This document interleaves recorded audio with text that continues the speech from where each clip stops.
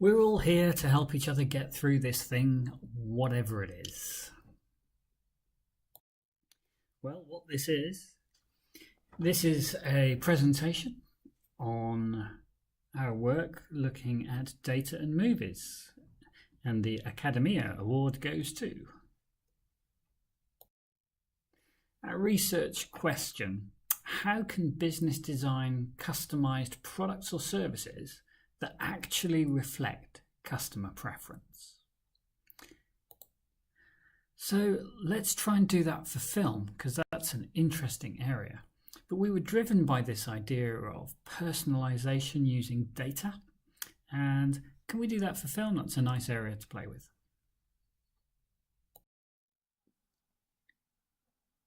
If we look at storylines, we can see that many different sets of storylines have been proposed.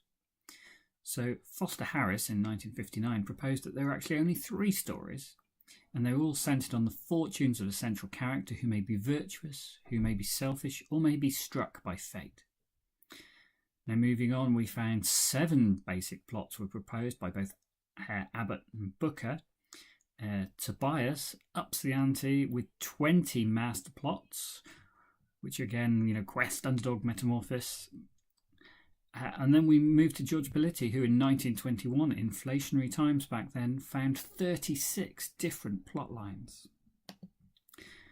One thing to note is the emotional arc isn't the plot. They're actually 2 different things. One is the emotional journey you're going on, and the other is the storyline, separate things. Journeys. Emotional response is key to successful storytelling. Aristotle identified the role of emotion. He said a perfect tragedy should be arranged not on the simple but on the complex plan. It should imitate actions which excite pity and fear. Traditionally, emotional content is studied via linguistic analysis. The processes of automation have developed, and we can now use natural language processing and computational narratology to try and automatically analyze stories. So, story arcs are discussed by Vonnegut. Kurt Vonnegut proposed a story's emotional shape is important. He compared it to, a pot or an arrowhead. The shape is the art. Now, he graphed the main character's fortunes over time. His arcs correlate to common storylines for myths and fables. This last one we can see is Cinderella. We can see here we have a sharp rise as Cinderella goes off to the ball, and a sharp fall as she has to run away from her prince, and then there's the search for her, and then obviously the happily ever after, amazing happy ending. Vonnegut shaped his work based on his examination of arcs. He thought common arcs didn't reflect life. He saw this as pretense. He proposed ambiguous arcs, and most interesting. We don't know enough about life to recognise good or bad implications. In one example, he spoke about Hamlet, where numerous, he kills somebody, he's chased by ghosts, all manner of things happen to Hamlet. And yet, we don't know in the telling of that story which are the good fortune and the bad fortune, and what the longer term implications are. Now, Kurt Vonnegut shaped his own stories based on his analysis. He abandoned simple good and bad. His stories jump back and forth through time. But the important message here is an author who used analysis to shape and change the emotional arc of his own work. Book arc identification has been automated. Reagan et al. Automated book analysis using Project Gutenberg, a collection of 1,300 mostly fictional books. They used LabMT, a word list score for sentiment. So each word has a score between 1 and 9. Those scores were assigned to books using Mechanical Turk. You take rolling blocks of words. Words are identified scores. You add them up basically, and that gives you a score for, say, a sentence. Then you can cluster as you go through, having scored these 10,000 word blocks, cluster them and create arcs. The number of arcs obviously depends on the selected granularity of your clustering. So here's some words. So laughter is the highest ranked word, scores 8.5. Happiness, second highest ranked word, scores 8.4. Suicide, the saddest, 1.3. Rape, 1.44. So you can see if you've got a sentence with they were very happy and they were in love and there was much laughter, that's a very positive, highly scoring sentence in a sentiment analysis. But if you talk about somebody committed suicide and there was terrorism involved, this will score a very low score on the sentiment analysis. And using this, we can create measures of sentiment. Using the clustering of words, we can then start to create arcs through the percentage of the book. So here you can see various chunks of the book have been scored, and we create these drawings of the change in sentiment as we go through. So you can smooth these, and you can see there's an arc. This is called rags to riches because it starts off pretty gloomy and then gets more happy over time. So the most popular of these being The Importance of Being Earnest, The Jungle Book, Call of the Wild, The Tragical History of Dr. Faustus. So Reagan found 6 common arcs in his clustering, and this is the second of those, riches to rags, which is the opposite. Starts off well or goes bad. The Picture of Dorian Gray, Beowulf, Jekyll and Hyde, Heart of Darkness. Now, Man in a Hole. This is where you start off happy, you're faced with some challenge, and things all work out well in the end. The Dubliners, Wonderful Wizard of Oz, Through the Looking Glass. This is Icarus, the rise and fall, sailing too close to the sun. So, things start off bleak. There's a moment of good times, trying to escape maybe, or things are going well, and then a fall. So A Christmas Carol, apparently, Paradise Lost, A Princess of Mars, Three Men in a Boat, not the stories I actually know. Cinderella, hopefully a story you're familiar with, which is a rise, fall, rise. Treasure Island, the Castle of Otranto, King Solomon's Mines.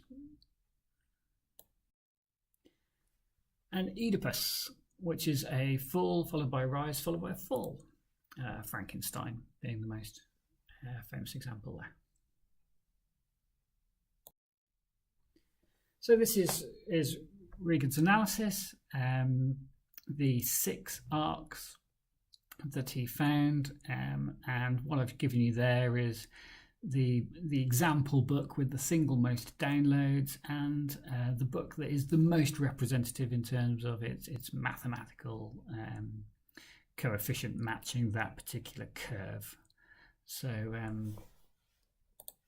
one of the interesting things is each popular arc has its mirror. So the top 2 is a representative of rise and fall, fall and rise. Man in a Hole is mirrored by Icarus, and Cinderella is mirrored by Oedipus. So you could argue that there's 3 arcs and we mirror them.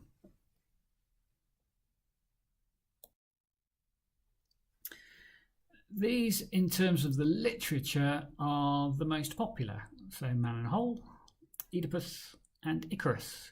So if you're writing a book and you want to get good sales, by and large, that's where you want to be.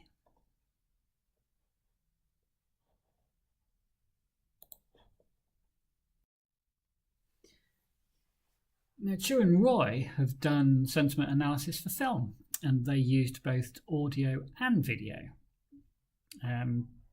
filmmakers use colour to drive sentiment, and again there's a scoring method you can use, training neural networks to look at colours, and you choose a certain number of frames and look at the colours across those and assign a score, in this case between greater than half and greater than minus a half, giving you a score there. Sound is also key to sentiment, and they use the Spotify act to measure the valence there, using 20-second sound snippets to look at the happy or sadness of the film. And having clustered their films, created arcs, they clustered them. They found 3 statistically significant arcs: rags to riches, Icarus type curves are seen. The other curves, we're not quite sure what they represent. There's some anomalies that you can see here, which they're artifacts in their traces. The ones at the start are typically what happens when you have titles, and because this is automated analysis, and towards the end they're the credits at the end of the film.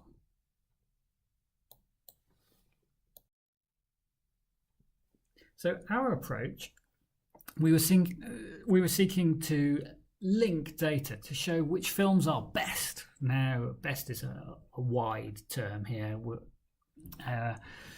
We talk about later who thinks best in terms of money, in terms of critics, in terms of viewer reviews.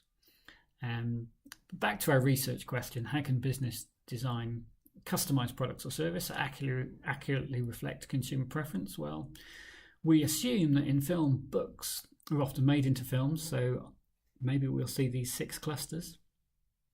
Hypothesis 2: successful films should be the same as successful books: Icarus, Oedipus, and Man in a Hole.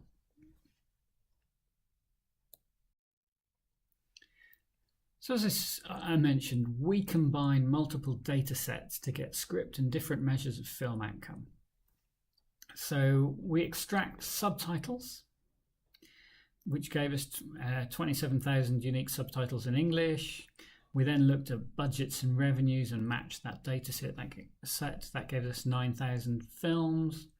We looked at the source quality, because the people who were putting the script up online had a rating, bronze, silver and gold, and we only took those who were rated.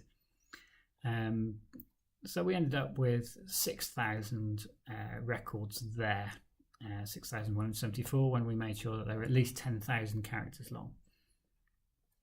We then matched that in with IMDb data that gave us when the film was released, the genre, the user reviews, the critic reviews, if it's won awards, these sorts of details.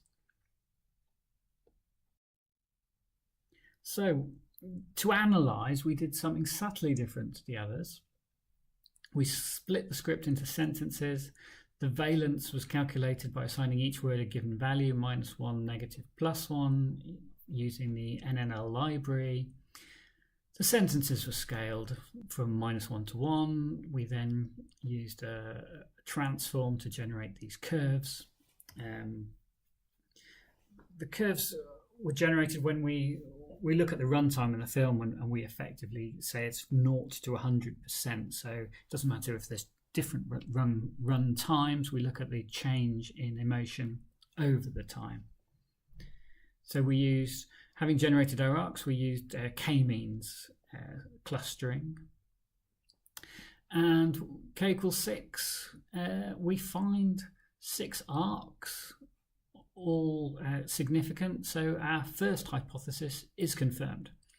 When we compare books and films, we find the same 6 arcs mathematically proven. So let's look at the emotional journey of popular films. Again, remember that the plot isn't the emotion. So, which is why, that confused me originally. I was looking at some of these thinking, well, I'm sure that didn't end like that. But plots aren't emotion, it's looking at what's said.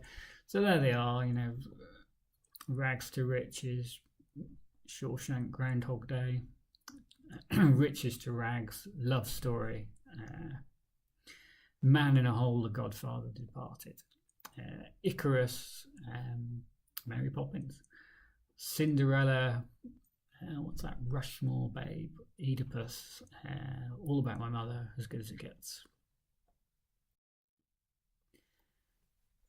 So if we look at and compare the different types by the gross domestic revenue here is for the US, because that's pretty much the biggest market for most of the films we had data on. We can see that Man in a Hole and Oedipus popularity correlates with books in terms of the revenue they make, but Cinderella's outperforming Icarus. Now that suggests that emotional journey might have some time dependence. Films are more condensed than books. You can watch many films in the time it takes you to read a book. So maybe over shorter periods people want an emotional rise equivalent to The Fall, maybe. They want a different journey.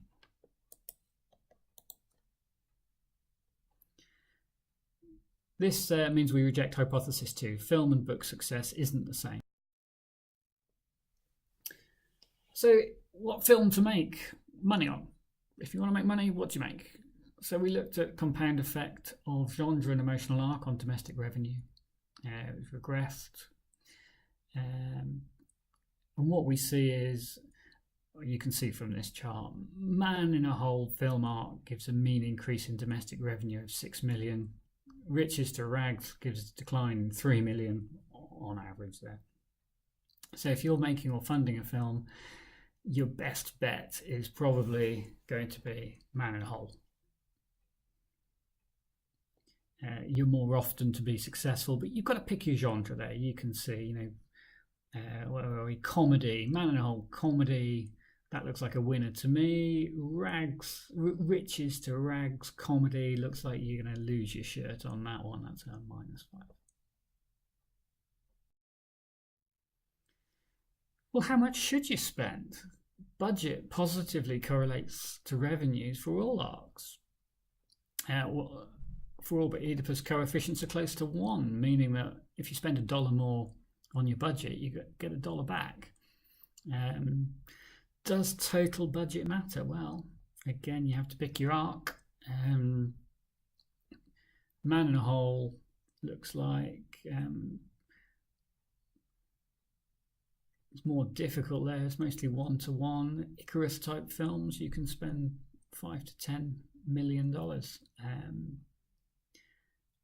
By and large, your safer bets are in Man in a Hole.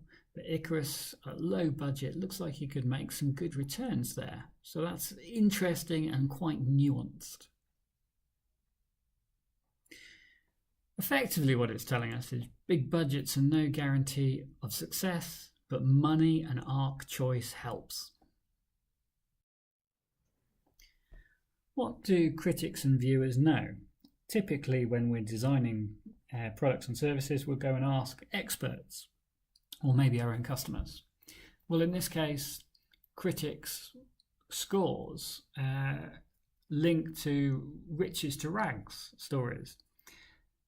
They like miserable films that make no money, maybe. They're challenged by the story, they might be more engaged by it, but this isn't where you're going to make your money. Man in a Hole has highest revenue. Viewer ratings are negative and significant for Man in a Hole films. Critics scores are negative and significant for these sorts of films. Now, the number of reviews correlates with revenue. So it seems we love to talk about films we don't like, or maybe people have to see the film to join the conversation, or maybe popular films just drive traffic in some way, shape or form.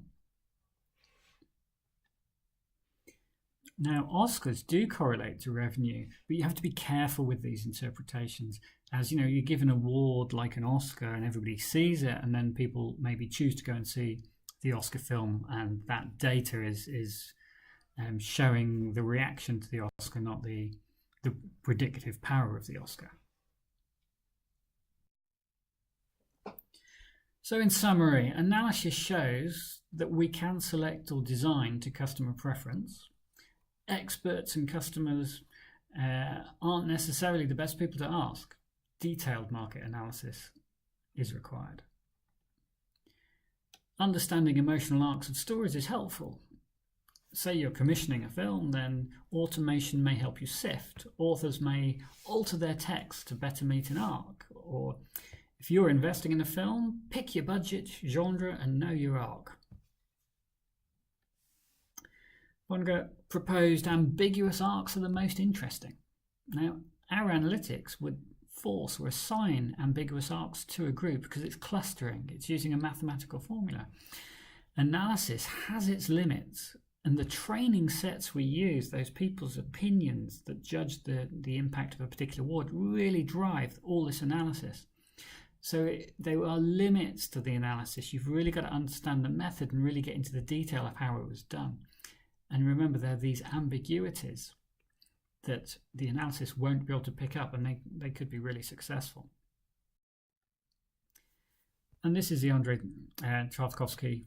A book read by 1,000 different people is 1,000 different books. Everybody's opinion is different. So we must take care in our analysis. Thank you.